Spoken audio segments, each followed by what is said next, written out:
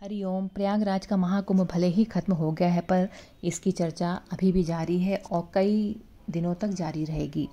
कुंभ मेले मुख्यतः उत्तर भारत में आयोजित किए जाते हैं, लेकिन दक्षिण भारत में भी कुंभकोणम के महामहम कुंड में ऐसा एक जमावड़ा होता है। लेकिन यह मेला गंगा जैसी किसी नदी के तट पर नहीं होता, ये एक कुंड पर होता है, जो कि पारंपरिक तौर पर आर्यावर्त की निशानी है।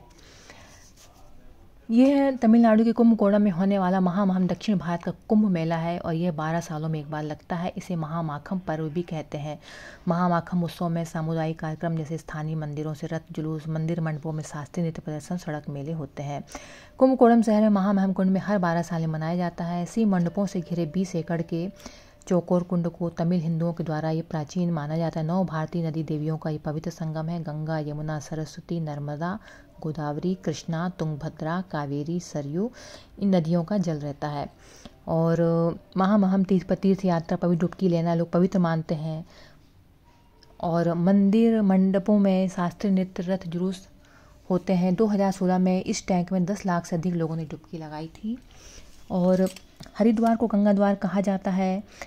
हरिद्वार क्षीर सागर के मंथन से निकलने वाले अमृत का ये प्रतीक बन गया। हरिद्वार के दक्षिण की ओर यहाँ यमुना और गंगा नदी मिलती है। हर वर्ष माघ मेला आयोजित किया जाता है और यह मकर संक्रांति के अगले महीने में सूर्य के मकर राशि में प्रवेश के समय होता था।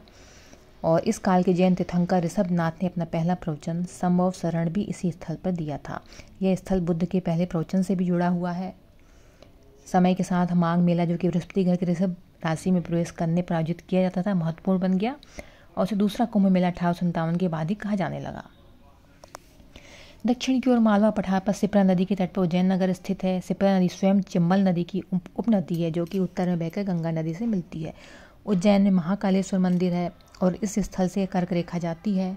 यह माना जाता था कि इस रेखा के उत्तर में स्थित क्षेत्र आर्यावर्त था, क्योंकि उसके दक्षिण में वर्ष के कुछ दिनों बाद परछाई दक्षिण पर पड़ती थी। आर्यावर्त में परछाई हमेशा उत्तर में पड़ती है। विंध्य पर्वत के पार गोदावरी नदी के तट पर त्र्यंबकेश्वर मंदिर है। जब बृहस्पति सिंह राशि में प्रवेश करता है, तब उज्जैन और नासिक दोनों में कुंभ मेले आयोजित किए जाते हैं। लेकिन इस मेले का पारंपरिक मेला इन दोनों जगहों में कहाँ होता है? जब सूर्य कर्क राशि में होता है, तब मेला नासिक में होता है। जब सूर्य मेष राशि में होता है, तो हम पाते हैं ये मेले नदी, नक्षत्रों, ग्रहों से जुड़े हुए हैं। इस प्रकार ये वर्ष का उज्ज्वल आधा भाग ही देवों से जुड़ा हुआ है। पवित्र जगह है, खराब ना करो, लेकिन यही मेन एरिया जहाँ पे बोर्ड मिलेगी। ये शिशिर ऐनांत, वसंत विषु, ग्रीष्म ऐनांत के निकट होते हैं, ना कि ये शरद विषु के निकट।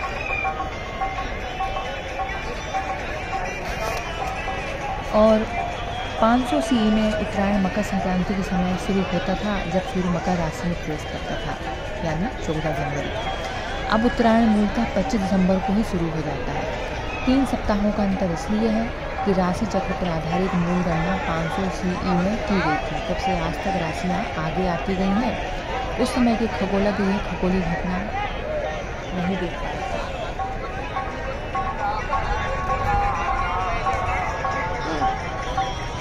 इस प्रकार कुंभ मेले के सभी स्थल आर्यावर्त से जुड़े हैं और कर्क रेखा के उत्तर में हैं। सभी गंगा और उसकी उपनदियों से जुड़े हैं।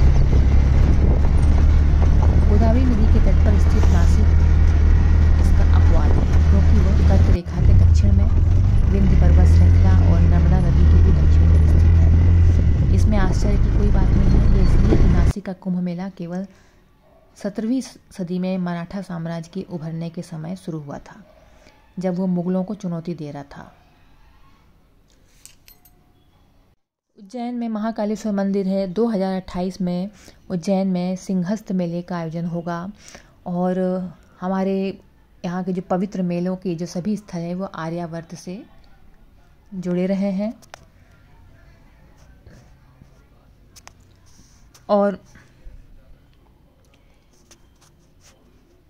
कुंभ मेले का इंतज़ार और बहुत उत्साह पूरे विश्व को रहता है। और इस मेले की जानकारी लगते ही बिना निमंत्रण के ही लोग इसमें शामिल होने के लिए सभी श्रद्धालु सच्चे मन से आते हैं और सच्चे मन से डुबकी लगाते हैं।